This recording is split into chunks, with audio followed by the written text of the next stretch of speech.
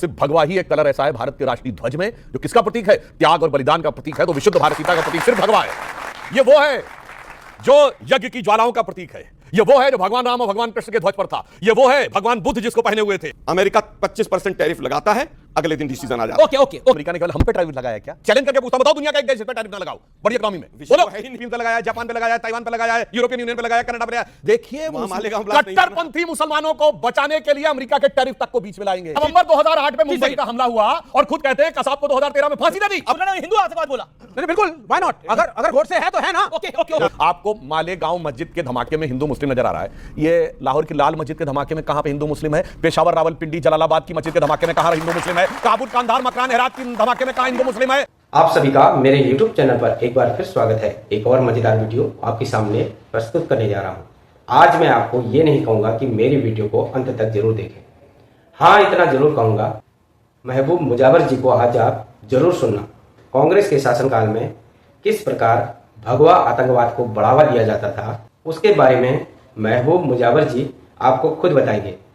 मैं देश के प्रधानमंत्री जी से आग्रह करूंगा कि महबूब मुजावर जी को उचित न्याय मिले। रिटायरमेंट से पहले ही रिटायरमेंट लेने, बची हुई नौकरी तथा एरियर सहित उनका पैसा उनको लौटाने तक आप उनकी पूरी सहायता करेंगे। आज की वीडियो इसी टॉपिक पर होने वाली है।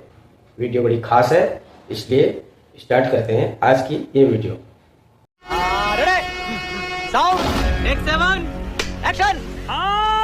ये बॉम्ब ब्लास्ट के केस में मेरे को एक छोटा सा पार्ट था मेरा तपास का, जो अभी जो निर्दोष छूट गए वो तपास मैंने नहीं किया है। उसके अलावा इस केस के अंदर जो अब्सकॉन्डिंग आरोपी थे, अब्सकॉन्डर आरोपी थे, उसमें रामजी कलसंगरा, संदीप पाटिल, संदीप डांगे और दिलीप पाटीदार, इन लोगों के बारे में मेरे को तपास करने के लिए कहा गया था।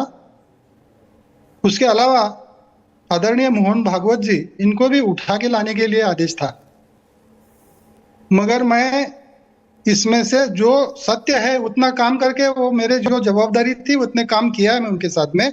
मगर ये जो झूठा काम था, गैर कानूनी काम था, निरपराध व्यक्ति को उठा के लाने का काम था, वो मैंने नहीं किया।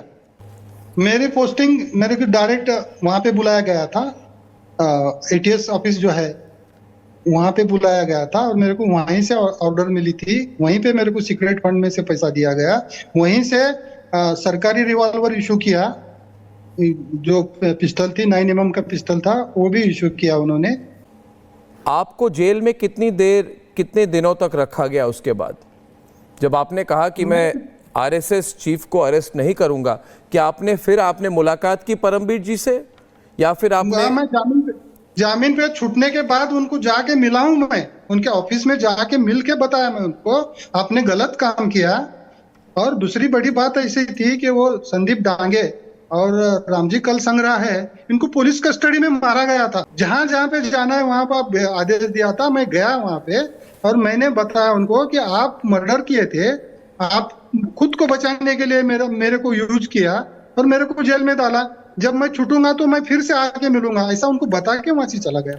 आप तैयार हैं अगर आपको परमबीर सिंह के साथ 1-to-1 बिठा दे, आप चैलेंज देने को तैयार है? जो उन्होंने आपको करने को कहा, आप उनको उनके फेस टू फेस बात रख पाएंगे? देखो, मैं कहीं भी आने के लिए तैयार है। Once more! देखो, मैं कहीं भी आने के लिए तैयार है। मैं कोर्ट में भी जब मेरे को सपोर्ट मिलेगा तो मैं कोर्ट में जाऊंगा। पुलिस स्टेशन में जाओ तो पुलिस स्टेशन में जाऊंगा। जो अन्याय हमारे पर हुआ वो बहुत बड़ा है। हमारे बाल बच्चों, आज तक मैं सस्पेंशन में रिटायर हुआ हूँ। मेरे को सस्पेंशन में रिटायर किया गया है। मैं पेंशन है, मेरे को 10,000 प्रोबेबल पेंशन है। मैं कभी किसी को मेरे को नौकरी पे लो, मैं काम पे आऊंगा, फिर से मेरे को पगार दो, पेंशन दो, ये नहीं बताया, मैं आज भी नहीं बताया। मजा आया। डॉक्टर सुधांशु त्रिवेदी, भगवा बाइज्जत बरी हुआ, आपको लगता है? देखिए, इसको थोड़ा व्यापक परिप्रेक्ष्य में सोचिए। आजादी के बाद से हमारे दिमागों में बात भरी गई जो सुषमा स्वराज जी ने 13 दिन की सरकार के समय 1996 में कहा था कि इस दिल्ली के लुटियन जोन में आप तब तक इंटेलेक्चुअल नहीं माने जा सकते जब तक आप अपने भारतीय होने पर ग्लानि का अनुभव और हिंदू होने पर शर्म का अनुभव ना करें। मगर जब हिंदुत्व का उभार दिखा 90 के दशक में और अटल जी की सरकार आने के बाद 2003-4 में भारत की इकोनॉमिक ग्रोथ की भी सक्सेस स्टोरी दिखने लगी, उसके बाद दुनिया में तमाम वो शक्तियां जैसे आज सक्रिय है ना, वो सब सक्रिय हो गई कि हिंदू धर्म की शक्ति जो कि भारत की मूल शक्ति है वो जागृत नहीं होनी चाहिए। और उसके बाद जो कांग्रेस की सरकार आई, इसमें किस प्रकार के अवांछित तत्व थे और किस ढंग से वो लोग जाने अनजाने में इन्फ्लुएंस हो रहे थे, वो सारी की सारी बातें अब बहुत स्पष्ट सामने आ रही हैं। आज आप देख लीजिए, ये लार्जर डिजाइन का हिस्सा है, उत्तर दक्षिण में लड़ाना है हिंदुओं को। याद है साउथ वाले कह रहे थे कर्नाटक के एक मंत्री कि नॉर्थ वाले कम टैक्स देते, हम ज्यादा टैक्स देते। पत्रकार ने पूछा अलग होना, हाँ जी अलग हो जाना चाहिए। तमिल हिंदी में तो पहले भी होता था, ये तमिल, ये हिंदी मराठी, हिंदी कन्नड़, अब हिंदी बंगला।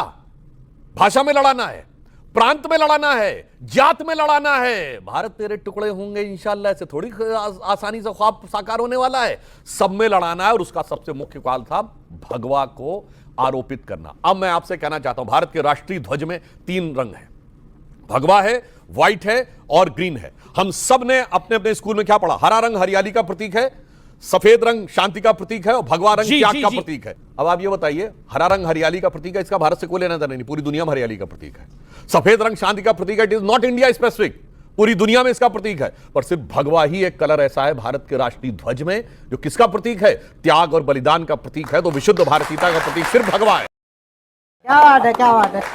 और इसलिए ये वो है जो यज्ञ की ज्वालाओं का प्रतीक है, ये वो है जो भगवान राम और भगवान कृष्ण के ध्वज पर था, ये वो है भगवान बुद्ध जिसको पहने हुए थे, ये वो है जो सम्राट चंद्रगुप्त मौर्य से लेके, सम्राट विक्रमादित्य से लेके, पृथ्वीराज चौहान से लेके और हर्षवर्धन से लेके, राजा राज चोल से लेके, विक्रमादित्य से लेके हमारे ललितादित्य मुक्ता पीठ तक, महाराणा प्रताप तक सब भगवा था। और ये वो है जिसके लिए लास्ट में भगत सिंह जैसे लोग जब फांसी पे चढ़ते थे तो क्या कहते थे? जिस चोले को पहन शिवाजी खेले अपनी जान पे, जिसे पहन झांसी की रानी मिट गई अपनी आन पे, आज उसी को पहन के निकला हम मस्तों का टोला, माए रंग दे बसंती चोला।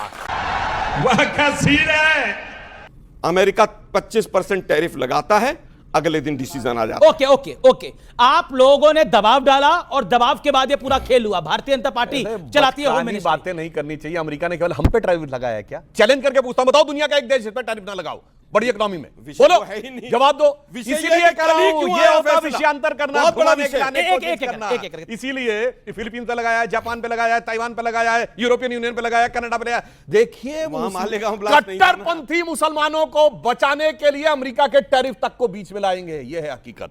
और जो ये बात जो गलत बयानी नहीं करनी चाहिए, चिदम्बरम एज होम मिनिस्टर 25 अगस्त 2010 डीजीपीज की कॉन्फ्रेंस में बोल रहे हैं, there is a recently uncovered phenomena of saffron terrorism that is being implicated in many bomb blast। और फ्लोर ऑफ द हाउस पे 2008 में बोले। और आपने कहा आरके सिंह की बात, अरे इतना झूठ कांग्रेसियों को नहीं बोलना चाहिए। आरके सिंह सेक्रेटरी बने 30 जून 2011 को और चिदम्बरम बोल रहे हैं 25 अगस्त 2010। राहुल गांधी जाके अमेरिकी एम्बेसडर से बोल रहे हैं 2009 जुलाई 2009। दिग्विजय सिंह 2007 में बोल रहे हैं।